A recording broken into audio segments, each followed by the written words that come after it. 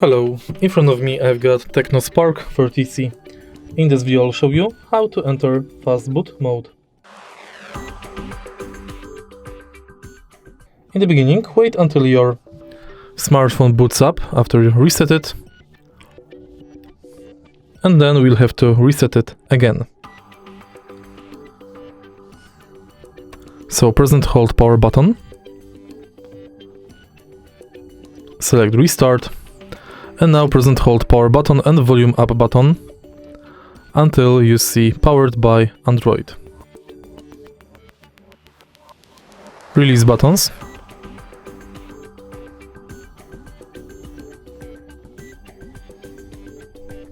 Press those buttons again shortly. And now go to Enter Fastboot. Now we are in Fastboot mode. If you find this video helpful, please leave like, comment and subscribe.